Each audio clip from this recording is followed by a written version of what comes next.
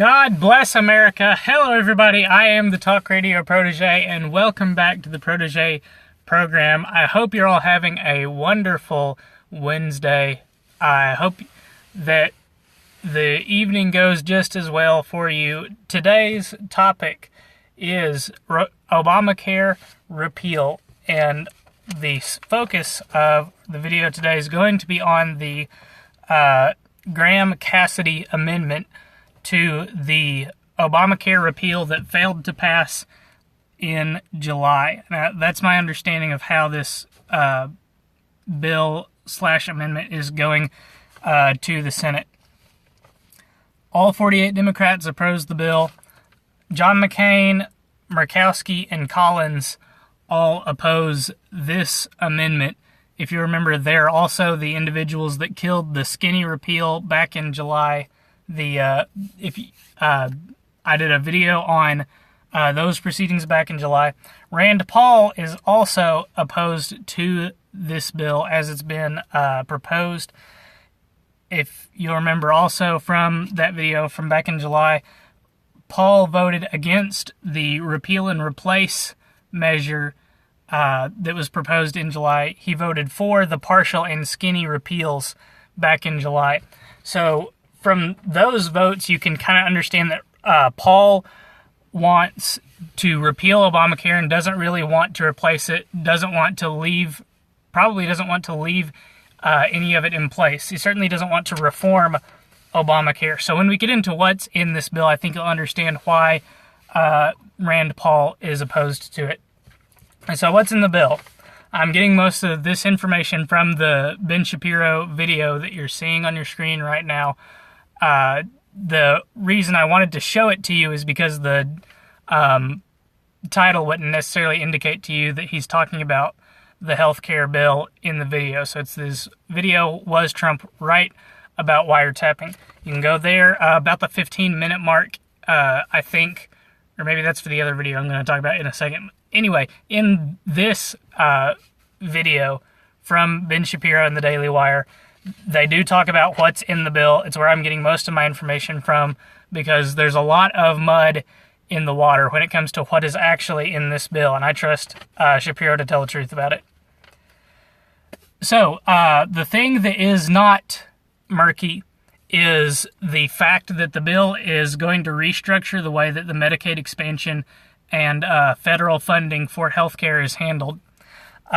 Under Obamacare, states that wanted to expand Medicaid had to set up the healthcare exchanges, and the federal government sent those states a buttload of money for those expansions.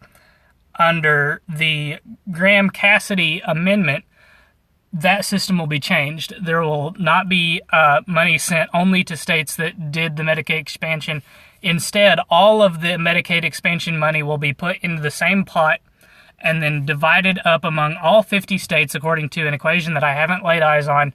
Apparently, it's going to be administered in block grants.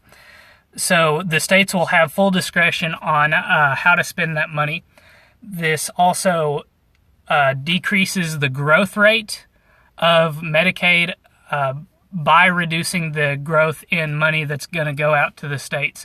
It does not, let me make this clear, it does not cut a penny from Medicare. It only reduces the rate of growth.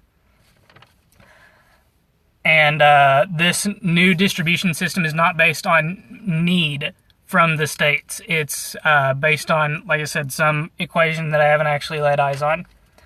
It's important to point out that the new bill, or the new amendment rather, does not repeal all of Obamacare's taxes and regulations. It does allow state waivers. So if I understand correctly, individual states can basically waive as much of Obamacare as they want should this amendment pass. It does it does eliminate the individual mandate, but it's certainly not the end of the story of healthcare legislation, assuming that the end of the story is Obamacare getting repealed. Now, there's a little bit of drama going on with the repeal that I want to talk about. One thing that I'm not going to talk about, instead I'm going to direct you to a different Ben Shapiro video. It's actually the Ben Shapiro Show, episode 387. So, was Trump right about wiretapping? Episode 386 explains what's in the Graham-Cassidy amendment. Ben has a lot of praise for the amendment. I think that the way that the money is going to be handled is why Rand Paul is not backing it. Rand would rather see that measure stripped out, would rather see the federal spending eliminated entirely.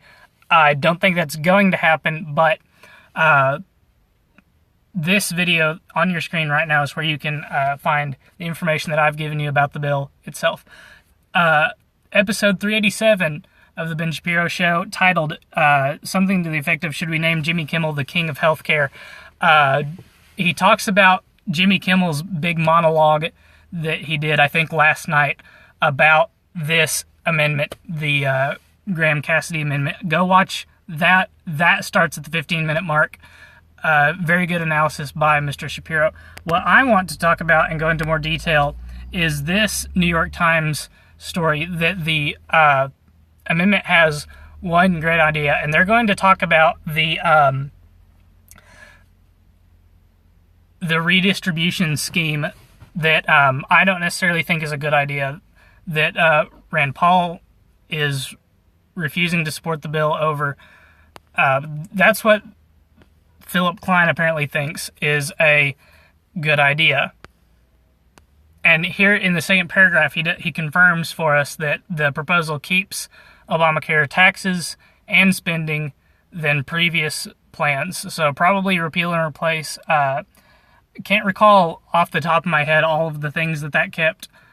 With the partial repeal, again, can't recall off the top of my head all of the things that left in place. Skinny repeal certainly only repealed the individual and employer mandates. That was the bill that I said there's no reason that a single Republican should have voted against this bill. But nevertheless, that happened, and this is where we are today. And the Graham-Cassidy amendment, as is verified here by the New York Times, keeps the taxes and the spending in place. But it is the turning over of the money to the states that New York Times thinks is a good idea, or at least this one writer. He calls it a more flexible system, and because it gives the states latitude to suit their healthcare programs to their populations. And I think the way that the cash is distributed will also be more flexible as well. And they point out the differences between some of the states here in this paragraph. There's 2 paragraphs moving, just keeps going on about the differences between the states. So, in terms of a repeal, the Graham-Cassidy bill is better than nothing. Don't believe the lies that are being spread by the media right now. They say that 30 million people will lose their health insurance. 30 million people right now don't have health insurance. So I think that that's a little bit of confusion on the issue.